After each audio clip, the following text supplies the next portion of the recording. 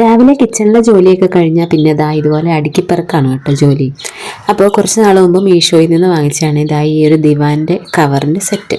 6 കുഷ്യൻ്റെ കവറുകളും പിന്നെ ഒരു വലിയൊരു ബെഡ്ഷീറ്റും കൂടി അടങ്ങുന്നതാണ് കേട്ടോ ഈ ഒരു സെറ്റ്. 270 രൂപയ്ക്ക് ഞാൻ മീഷോയിൽ നിന്നാണ് ഇത് വാങ്ങിയത്.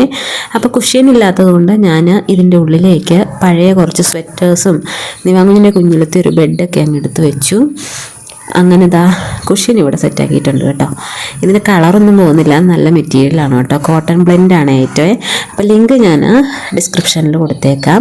അങ്ങനെ ഇതാ ദിവാനൊക്കെ സെറ്റ് ചെയ്തു. ഇനി റൂമും കൂടി ഒന്ന് ക്ലീൻ ചെയ്തെടുക്കാം. അപ്പോൾ ഇതാ ഈ ഒരു പ്ലാസ്റ്റിക്കിൻ്റെ ചൂല് വെച്ച് നമുക്ക് പൊടി ഇങ്ങനെ പെട്ടെന്ന് തട്ടിക്കളയാം കേട്ടോ. അപ്പോൾ പെട്ടെന്ന് ഞാൻ ക്ലീനിങ് ജോലികളൊക്കെ തീർക്കുന്നുണ്ട് കേട്ടോ. ഈ ഒരു ചൂല് കഴിഞ്ഞ ദിവസം നമ്മൾ വിശാലിൽ പോയപ്പോൾ വാങ്ങിച്ചായിരുന്നേ.